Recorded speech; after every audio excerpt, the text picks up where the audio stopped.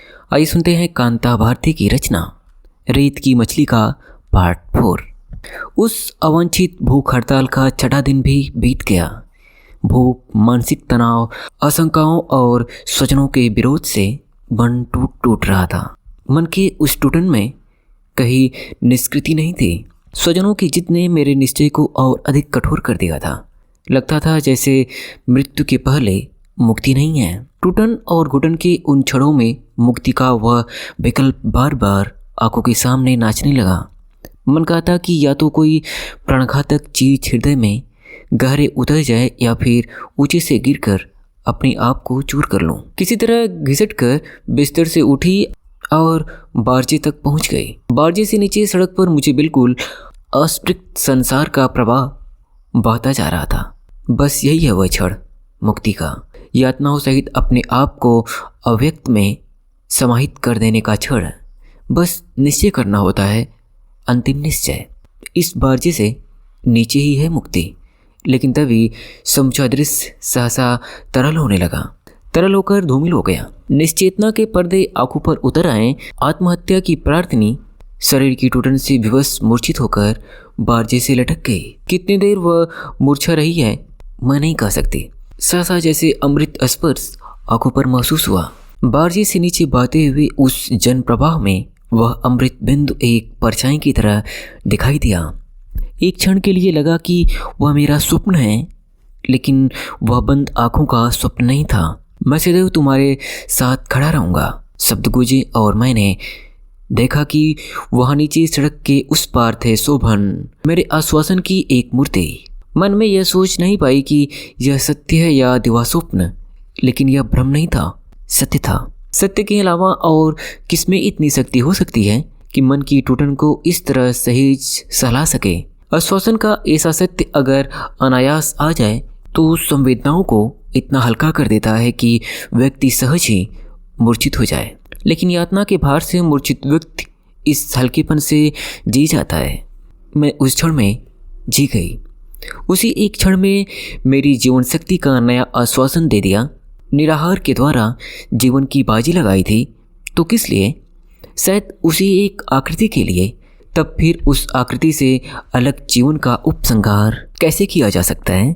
चेतना लौट आने के बावजूद मैं मंत्रबिद्ध वहाँ खड़ी रह गई। तभी पीछे से छोटी बहन ने मुझे टोका। वह अपने ही उत्साह में थी। उत्साह के उस शिखर के नीचे आए बिना ही उसने कहा, धूप में वहाँ क्या देखा जा रहा है दीदी? मालूम है इस तरह बुखार आ जाएगा। तुमने भी अपनी अजीब हालत बना रखी है। मन कठोर हो आया। मुझे लगा कि उसके उत्साह ने मुझे आहत और किसी सीमा तक आतंकित किया। क्षोभ की एक लहर ऊपर से नीचे तक दौड़ गई। चाहा कि उसे कोई कड़वी बात कहूँ, लेकिन मन को रोक गई। सिर्फ इतना ही कहा, बहुत बोलना अच्छा नहीं लगता, अपना काम देखो। वह अचकचा कर चुप हो गई और धीरे धीरे वापस लौट गई। कुछ क्षणों का वह व्यवधान भी मुझे खल गया। लौट कर देखा, नीचे वहाँ वह आकृति नहीं थी। बहुत भारी मन लिए हुए मैं लौट आई और पलंग पर लेट गई। जाने कितनी देर तक मैं सोई होंगी। नींद खुली तो देखा कमरे में माँ और पिताजी दोनों ही मौजूद हैं। अपने मन के निश्चय के बावजूद उनका उस समय वहाँ होना मुझे आतंकित कर गया। सीधे आँख उठाकर देखने की हिम्मत नहीं हुई, लेकिन आंखों की कोर से जो कुछ देखा उससे लगा पिताजी स्वयं भी कुछ कहने के लिए शब्द खोज रहे हैं। अपने आप को बहुत संयत करके उन्होंने गिने चुने शब्दों में फिर वही बात दोहरा दी जो अब तक कहते आए थे।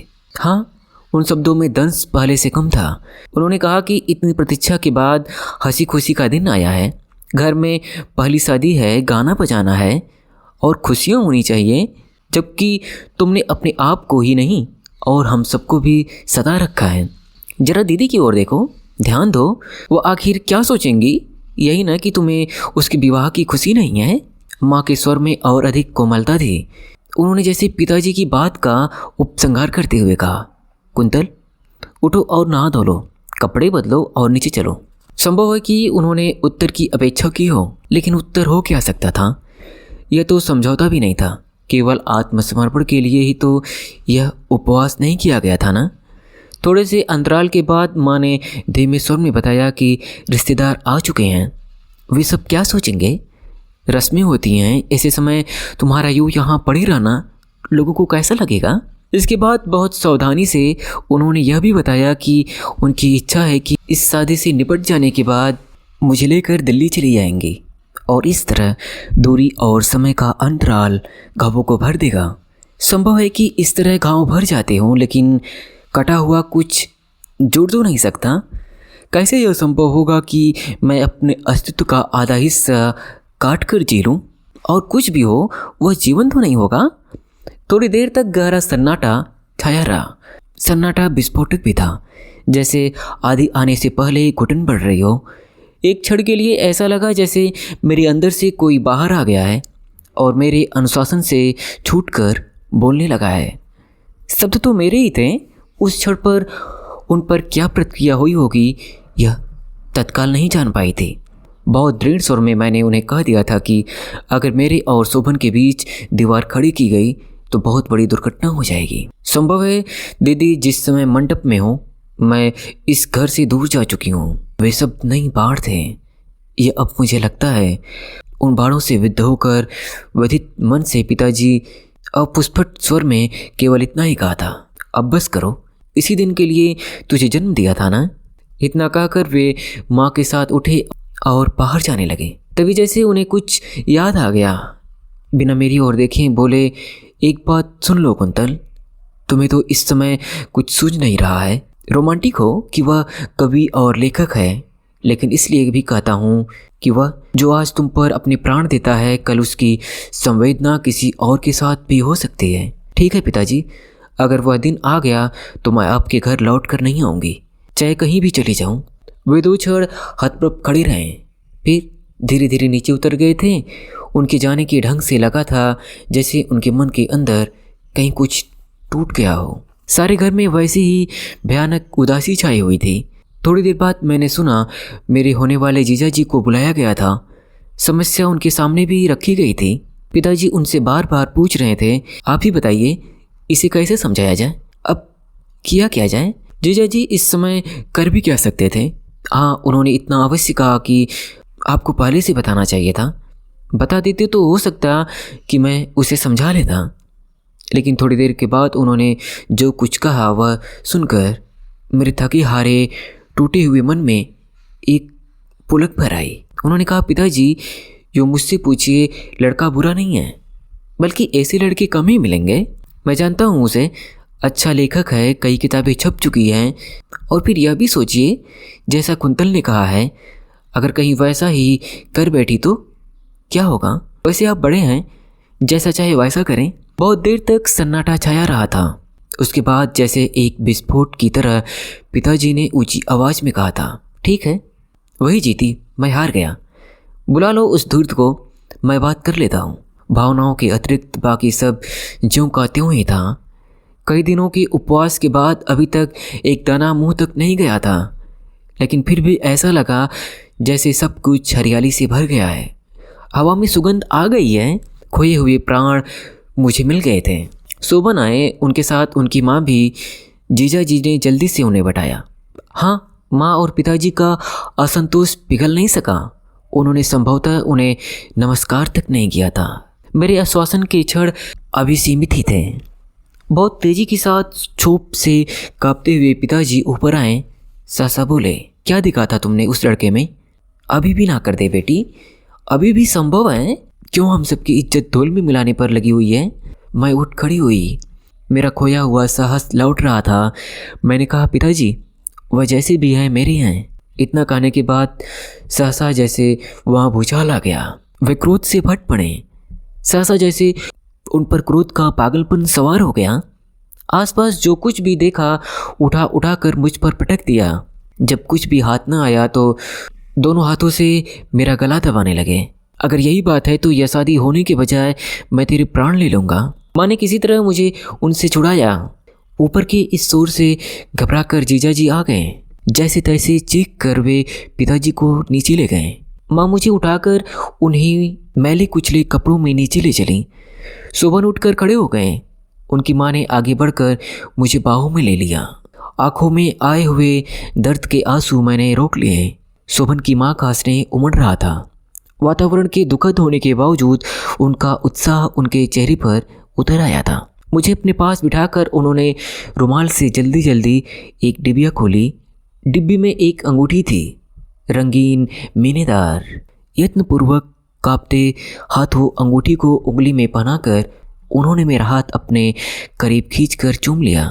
लाज से भर मैं सिमट गई। चाह कि उस क्षण शोभन को नमन कर लूं, लेकिन केवल सिर नीचे झुक कर रह गया। वही तत्काल बिना किसी औपचारिकता के रूखे स्वर में पिताजी ने सब कुछ तय कर दिया।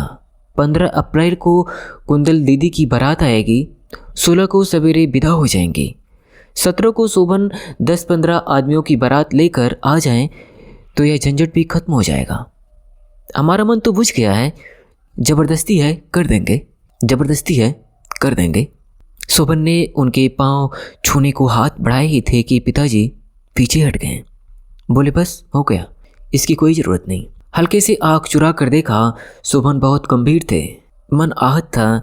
बालों में उंगलियां डालकर जिस तरह वे उन्हें सहेज रहे थे, उससे लगा कि वह बहुत अस्थिर हैं। चलते समय शोभन की माँ ने मुझे बाहों में भर लिया और माथा चूम लिया। कार्ड छप कर आए। कार्ड क्या, उदासी का बस एक पैकेट थे, ज्यों के त्यों कागज में लिपटे धागे से बंधे रसीद सहित मेज पर पड़े थे। चाहकर भी पैकेट मुझसे खोला न गया। पैकेट के साथ छपे हुए कार्डों का एक नमूना था, मैला सा। हाथ में उठाकर मैं देर तक देखती रही। तभी मुझे लगा कि बैठक में कुछ अप्रिय हो रहा है। शोभन के यहाँ से कोई संदेश आया था। शोभन की माँ ने कहलाया था कि बहू के लिए कपड़े गहने खरीदने होंगे, वे उसकी पसंद के हों, इसलिए थोड़ी देर को कुंतल को साथ भेज दिया जाए तो अच्छा होगा। पिताजी सुनते रहे, फिर विरक्त होकर बोले, मेरा कुछ भी नहीं है, मेरा उस पर कोई जोर नहीं है, जहाँ चाहे चली जाए। और मैं चली भी गई। बहुत दिनों के बाद निकटता के वे अमूल्य क्षण मुझे मिले थे। साहित्यकार क्या जीवन से हटकर रहता है, और अलग रहता है तो कितनी दूर। ऐसा लगता है कि बाहर आकर उस दिन मेरे मन में यह कुतूहल भी पैदा हो गया था, जिसे लोग दुनिया से अलग थलग रहना कहते हैं। वह एक प्रकार से साहित्यकार का दुनियादारी से अजनबीपन भी कहा जा सकता है। आम आदमी और कृतिकार में अंतर यह भी होता है कि जहाँ आम आदमी खरीदी जाने वाली चीज़ों को उसकी कीमत से आंकता है, वहाँ कीर्तिकार उसे सुरुचि से तौलता है। साधारण कपड़े ही तो थे जो खरीदने थे, लेकिन उस खरीदारी में शोभन की अभिरुचि उन्हें मूल्य देती रही। कई दुकानें देखने के बाद कपड़े खरीदे गए थे।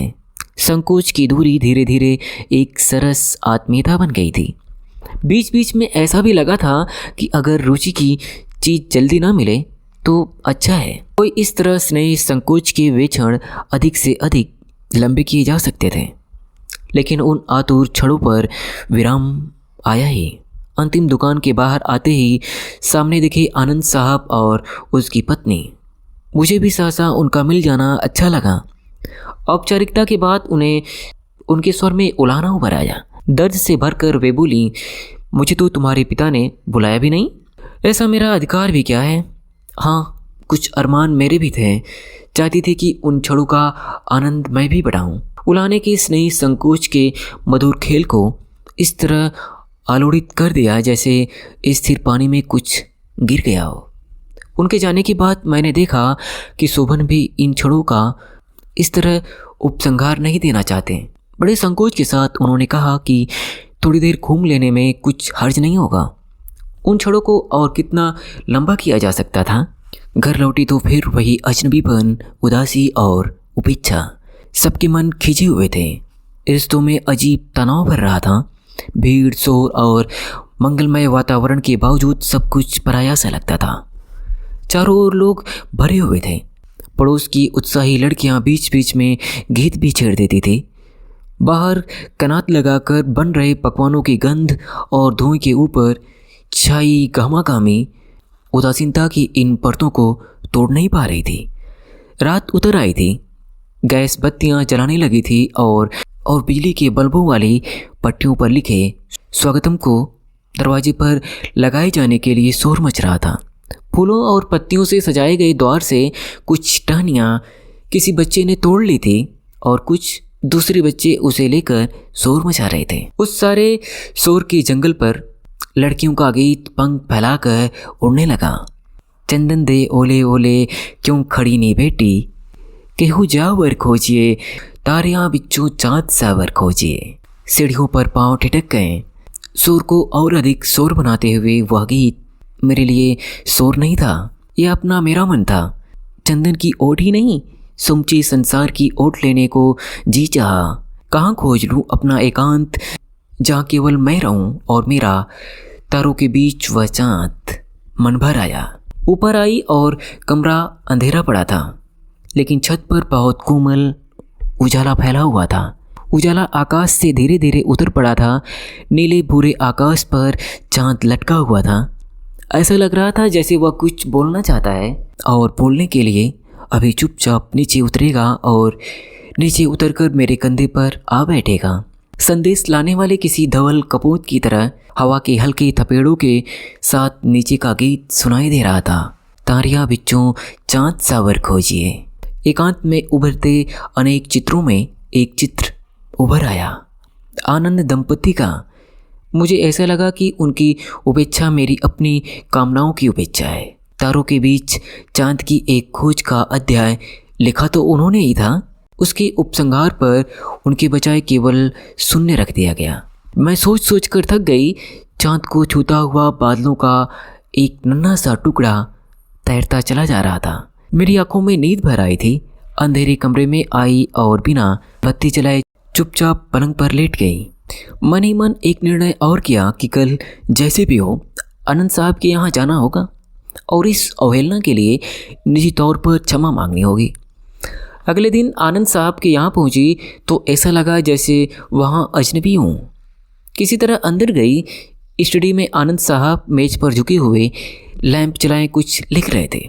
मेरी आहट से उन्होंने सिर उठाया और खिल गए। कलम नीचे रखकर एकदम बोले, अरे कुंतल कैसी हो, इधर आने की इजाज़त कैसे मिल गई? मैंने आभार सहित उन्हें झुककर नमस्कार किया और सामने कुर्सी खींचकर बैठ गई। मेरा मन अब भी आहत और उदास था।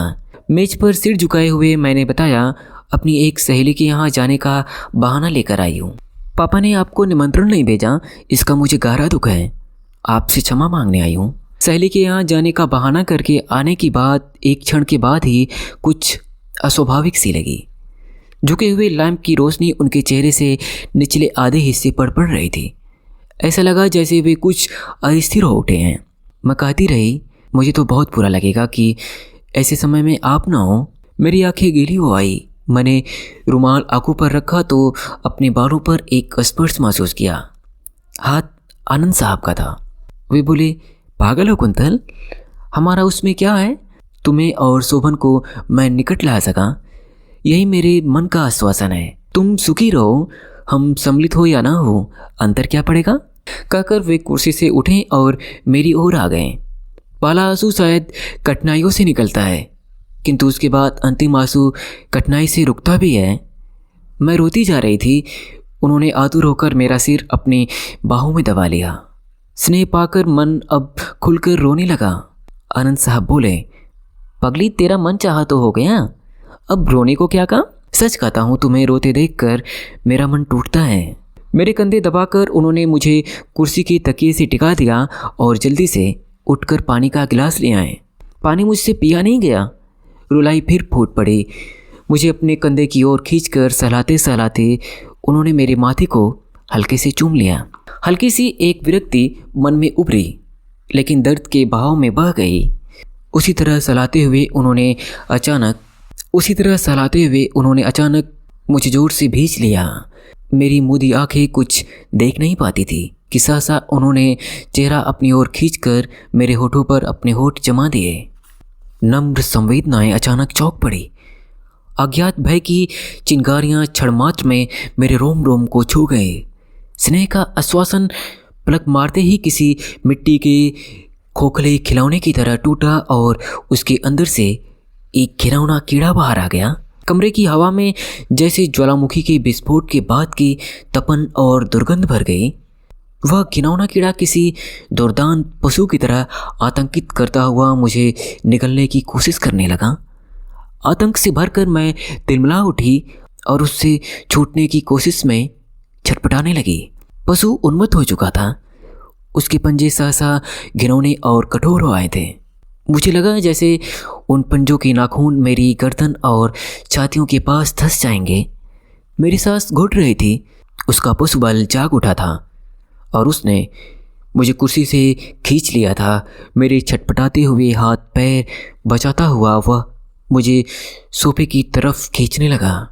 विवश और आतंकित कंठ से चीख के बजाय एक कराह भर निकल पाई। उस कमरे में चारों ओर जुगुप्सा और घिनौनापन जोर जोर से नाचने लगा था। कातर और असहाय होकर मैंने एक बार चारों ओर देखा। इसी बीच उसके होठ फिर मेरी ओर झुके।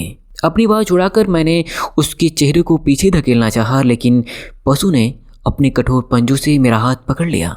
असहायता की चरम सीमा पर पहुंचकर किसी डरी हुई गाय की तरह मैंने उसके पंजों को दांत से काटा।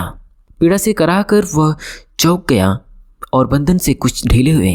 किसी एक क्षण का लाभ उठाकर मैंने झटके से अपने आप को मुक्त किया, जैसे किसी मछुए की अंगूठियां ढीली हुई हो और मछली तड़प कर बाहर आ गई हो। इस तरह मैं उनके बंधक से छूट गई।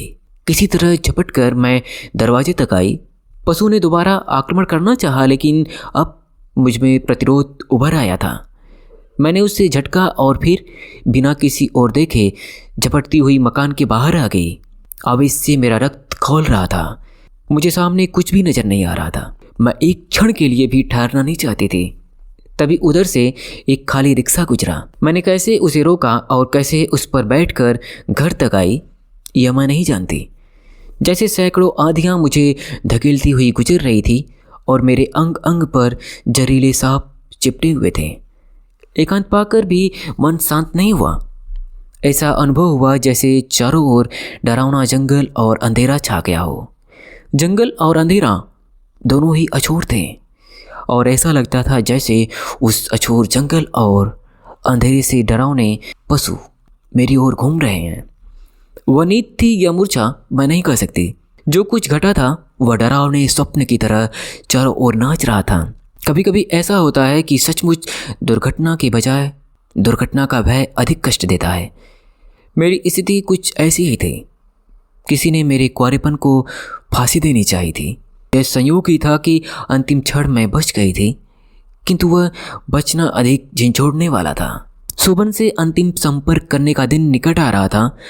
सोच नहीं पा रही थी कि कैसे इस सत्य का समर्पण करूंगी। क्या सब कुछ उनसे छुपा कर रखना होगा और क्या यह सब छुपाया जा सकेगा? ज्वालामुखी की तरह क्या यह सब फूट पड़ेगा? मूर्छा के मानस पटल पर चित्र उभरने लगे। दीदी की शादी के बाद मुरझा गई। बंधनवार बदली जा रही है। घर की चहल पहल दोबारा गर्म हो चुकी है। पिछले कमरे में लड़कियों का गीत गूंज रहा है। चंदन दे ओले ओले क्यों खड़ी नहीं बेटी। चंदन की आड़ में नहीं बल्कि आशंकाओं के जंगल में खोई खड़ी है दुल्हन। मेहंदी लगा हुई हथेलियों में जलन पैदा हो जाती है। लड़कियों का शोर उभरता है। लो बारात आ गई, दूल्हा देखो दूल्हा देखो। चंदन की आड़ में खड़ी दुल्हन को धकेलती हुई लड़कियां बारजे तक ले जाती हैं। ले देख कुंतल, कितने बड़े बड़े लोग तेरी बारात में आए हैं। दूल्हा कितना अच्छा लग रहा है। दूल्हा कहाँ है? दुल्हन की आंखों के सामने जंगल का अछोर अंधकार उभर आता है। जंगल का वह डरावना भय एक क्षण में बदलता है और आकाश तक उठते हुए संगीत का रूप ले लेता है। संगीत में उत्साह भी है और उन्माद भी। बाजे गाजे रोशनी और कोलाहल के बीच सुनहले आभूषणों से सजी एक घोड़ी धीरे धीरे द्वार की ओर बढ़ती है। कोलाहल में मंगल मंत्रों का एक स्वर भी मिल जाता है। बारजे से चावल और फूल की पत्तियां बरसती हैं और द्वार पर कलश के माथे पर रखा देरा कांपता है। मेहंदी रचित दो हाथों में लटका हुआ एक रुपहला हार चमक रहा है। शोभन की भावाकुल आंखें उठती हैं और सिर धीरे से झुक जाता है। हार का स्वागत करने के लिए दूल्हा जम रहा है। शहनाइयों की धुन वातावरण को गुजार रही है और लड़कियां गीत गा रही हैं। दृश्यांतर होता है। अगरू, चंदर, कपूर और हवन सामग्री की सुगंध से भरा नीला धुआं हवन की सुनहली लपटों के ऊपर बलखा रहा है। वेद मंत्र गूंज रहे हैं और लाल कपड़ों में सजी हुई एक आशा अपने प्रिय के साथ बधी हुई 7 फेरे पूरे कर रही है। रीतियाँ निभाई जा रही हैं और बाहर शहनाइयों का स्वर ऊंचा हो गया है। फिर एक दृश्यांतर पास पड़ोस के मकानों के बारजों पर लोग जुट आए हैं। एक हृदय विदारक रुदन शहनाई और स्वरों में लिपट रहा है।